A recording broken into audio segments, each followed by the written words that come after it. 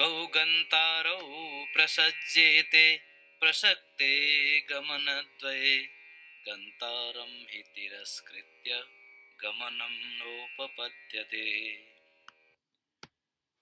Dvau gantarau prasajyete prasakte gamanadvaye gantaram hi tiraskritya gamanam nopapadyate. MMK chapter 2 verse 6. Twofold going having been implicated, two goers follow. For going is impossible apart from a goer. Right then, so today is Christmas Day, my 59th birthday, and I first thing this morning before I had breakfast, I went through the previous verse, verse 5, and now the sun's come out. I've got a cup of hot coffee on the go, and I just carried 10 buckets of horse manure to my compost heap and had a shower.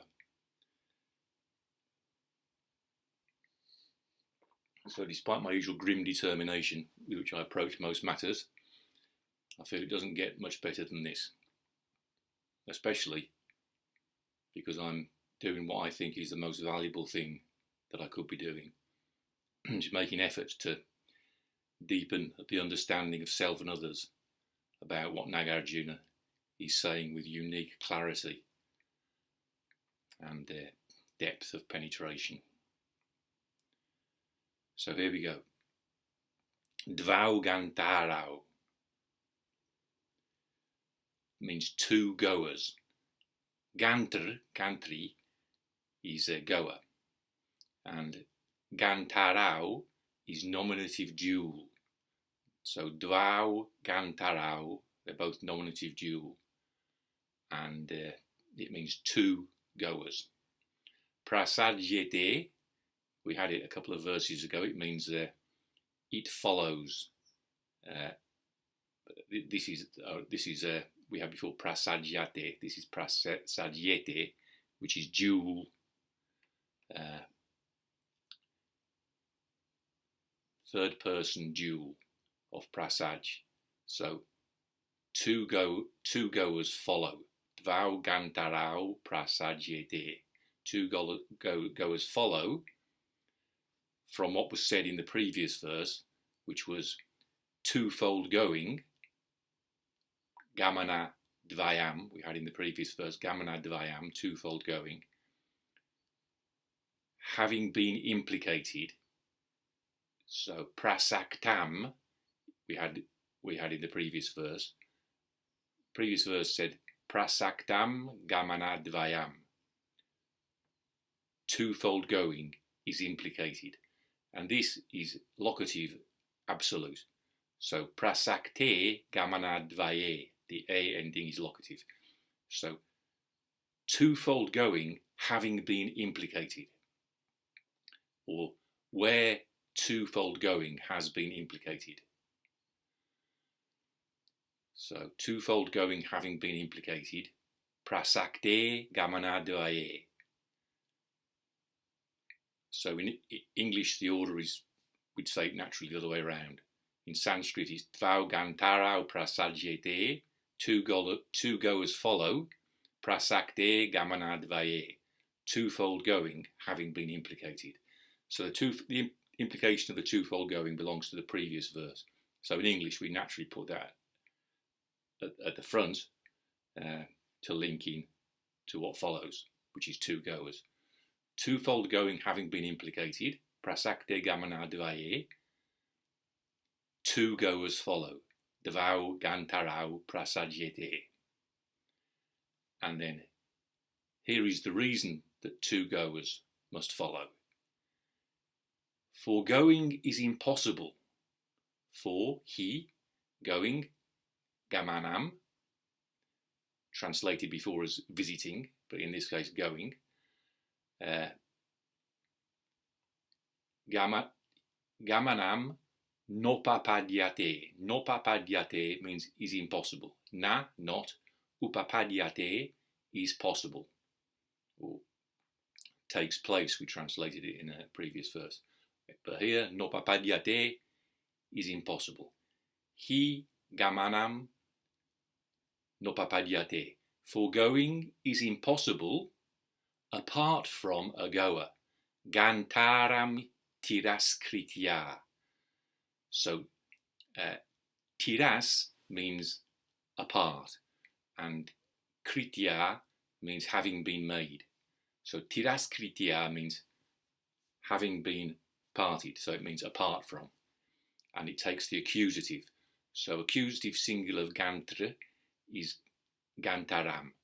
Gantaram tiraskritya, apart from a goer. Gantaram hi tiraskritya gamanam nopapadyate. Apart from a goer, going is impossible. For he, apart from a goer, gantaram tiraskritya, going is impossible. Gamanam nopapadyate. Dvau gantarau prasadyete prasakte gamanadvaye. Twofold going having been implicated, two goers follow. Gantaram hi tiraskritya gamanam nopapadyate. For going is impossible apart from a goer. So, this is another in a string of brilliant verses. In commenting on it, I put a footnote 18 months ago when I prepared this draft, referencing Shobogenzo chapter 1, when Master Dogen talks about people, the ancient sages, the ancient Zen masters of China, who became enlightened on seeing the peach blossoms spreading out all around when they were out walking on a picnic, or were enlightened on hearing the sound of a pebble ping against a bamboo when they were sweeping the garden. So Master Dogen said, we should know that these people of the past and present, who clarified the mind on seeing forms and who realized the truth on hearing sounds, were all without intellectual doubt in pursuing the truth. And just in the moment of the present, there was no second person. Okay, so that's a lovely expression. And this verse is talking about the opposite situation when there is a second person, because twofold going having been implicated in the previous verse, when you've got the now being visited and the visiting, that's two visitings, two goings. So visiting the now being visited implies twofold going. Twofold going having been implicated, two goers follow.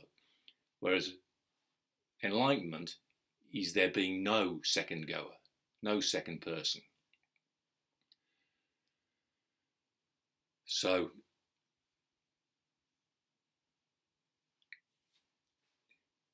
it's no use trying to understand what enlightenment is, but we can understand, we can deepen our understanding gradually of what it is for there to be a second person. And we can understand gradually, more and more deeply, how to practice in such a way as to minimize that divided consciousness. So, see, if you go back to what Master Dogen says, they were without intellectual doubt in pursuing the truth. Well, it really helps in that direction to have some words which you feel intuitively are an enlightened person clarifying the truth. Because words have a habit of becoming flesh. And to me, in 35 years of translating words, these words of Nagarjuna are the best available. So if you take Gamya Manam, the now being visited, and we compare it with what Master Dogen said, say in Fukanza Zengi, Master Dogen says, Shusho onozukura zen nasezu. So Shusho means practice and enlightenment, or practice and awakening, practice and experience. Practice and experience, onozukura, naturally, zen nasezu, are not tainted. So this goes back to a discussion between Zen masters in China, that it's impossible to divide what's now being visited, in fact, into practice and experience. So that's the beauty of the phrase now being visited. Visiting includes practice, which is like going or moving, and being visited as experience. It doesn't make any separation, If you want to make that separation in trying to understand it, you're free to, but the original word is totally free of that separation if it's translated correctly. But when you say Shusho onozukura zenasezu, practice and experience, practice stroke experience, is naturally untainted. That's like saying body and mind are one. It's very unsatisfactory, actually, because you're creating a separation in order to speak of oneness. So this word Gamya Manam is far superior to talking about oneness of practice experience or oneness of the body-mind. And as I say, word becomes flesh, and there's no better example of that than when my teacher did this to me.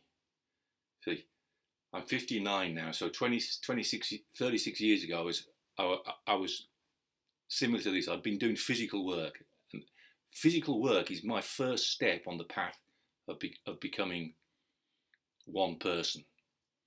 I've already spoken about the fact that psychologically my mother encouraged me to take sides against my father, which was kind of taking sides against myself. So on that very deep level, I was the criticizer and the criticised. And I still am. I wake up in the morning and I'm aware of that. The self-criticism is always there. And then, besides that, vestibular problems run in my family. So I talked about the vestibular reflexes, how the asymmetrical reflex separates a person into two sides, left and right, if it's not well integrated. And the symmetrical tonic neck reflex, the cat sit reflex, separates the top and bottom. So my development was such that those vestibular reflexes continue to be a problem for me. So again, it's on a physical level, not being one person, there being a second person. So if I explain that, if a child has got an immature asymmetric reflex, when it does handwriting, its head turns to one side, and so the hand and arm on that side want to extend as this one on the other side wants to flex. So in order to write, you've got to work against the reflex, you see. So that's man against himself, not as a psychological problem, as it's often misunderstood, as a physical problem. It's a physical vestibular reflex that's causing you to work against yourself. So that was my background in,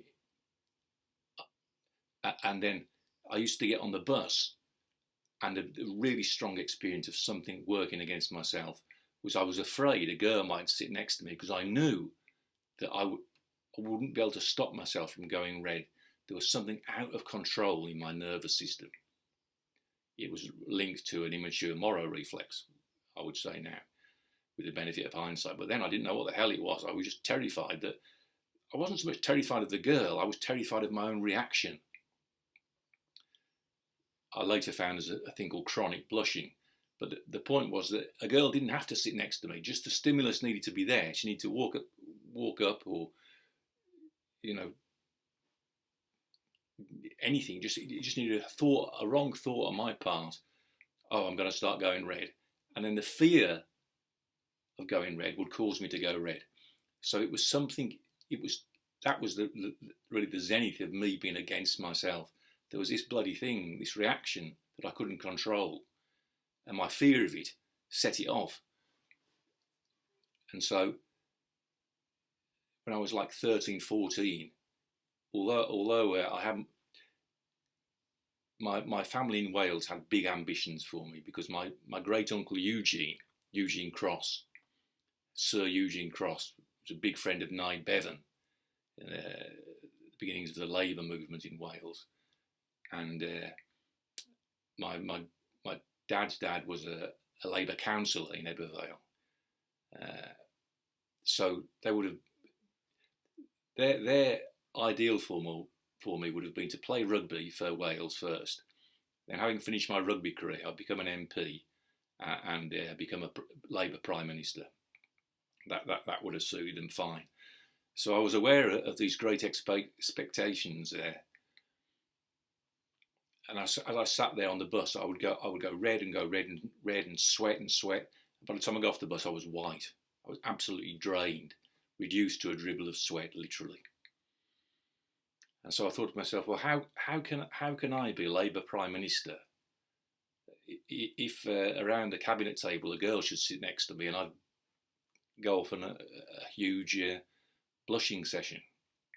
So I thought, no, before I embark on any kind of ambitious path, I need to sort this problem out. So here I am 45 years later, and I still haven't got to the bottom of it, actually. Although, my understanding is such that when I wake up in the morning and feel that, why did I say that? Why did I do that? It's self-criticism.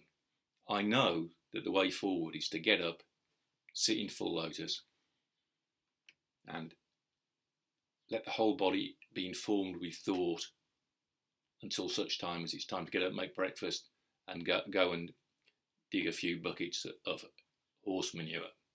Because I know that, after an hour or so of that practice, I'll be feeling it doesn't get better than this. All things being empty, you might be the most self-critical person in the world, prone to suicidal impulses, which is the ultimate being against yourself. The point that Nagarjuna is emphasising is, because all is empty, that can change. By making effort as a bodhisattva, all of us can wake up to the truth that the Buddha understood under the Bodhi tree. So Shusho Onozukura Zenna Sezu, practice and experience is originally not tainted. It's not tainted by division into practice and experience. But the problem with that phrase is that practice and experience is already a divided kind of expression, like body-mind, psychophysical unity. Is not really a good phrase. A better phrase is what Alexander recommended, that the way out of the horribly tangled skein of present existence, he said, was to take a year out and just devote oneself to simple practical tasks, believing in the unity underlying all things. So this year, it's now December 25th, this year I've put that into practice somewhat in building this greenhouse where I'm sitting in now, and renovating the shed that for 20 years has been waiting.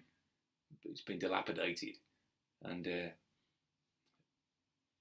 as far as possible, in a sort of meditative way, little by little every day, I enjoyed renovating that.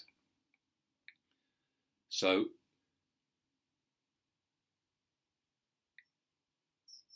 there again, we've got Dogen's words.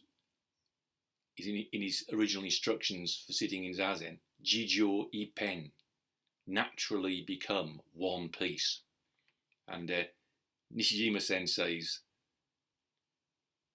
interpretation of that was, it means naturally become one piece of body and mind. And that happens when you keep your spine straight vertically and the autonomic nervous system becomes balanced. So again, words become flesh. It's an instruction for Zazen, which is based on a separation which originally isn't there. So the now being visited expresses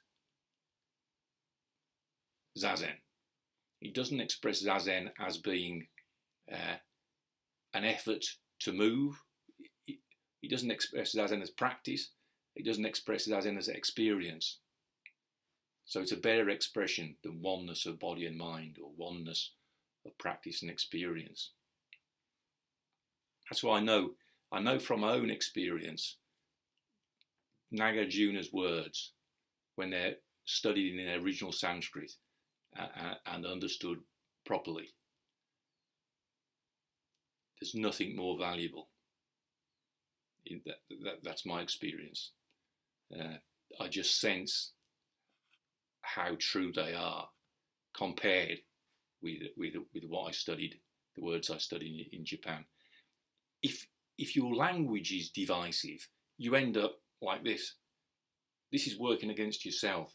It's me doing it. It's samskara. It's constructing something. It's fabricating right posture, as opposed to the absence of samskaras. That's what we're working towards. That's what we're cultivating understanding, such that ignorance is stopped. And when ignorance is stopped, there is a coming into being of samskaras. But the stopping of ignorance is through the cultivation of understanding of what this really means. So there's a chapter of the Lotus Sutra called Shinge, belief, Shin, and Ge, understanding, belief and understanding. And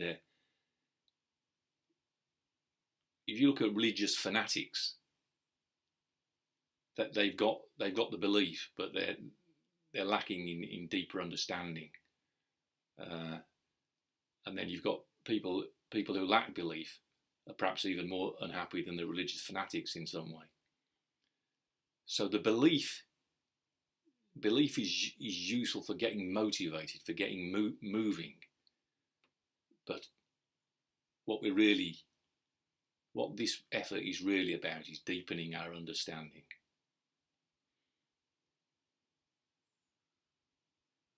Deepening our understanding of what Nagarjuna was really saying.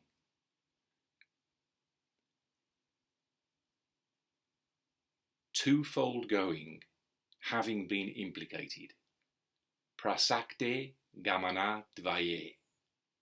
Two goers follow. Dvau gantarau prasajyete.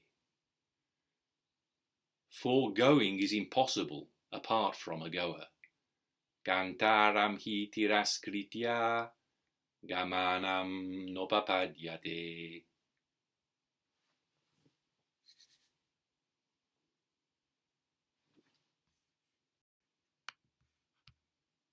द्वौ गन्तारौ प्रसज्येते प्रसक्ते गमनद्वये गन्तारं हि तिरस्कृत्य गमनं नोपपद्यते.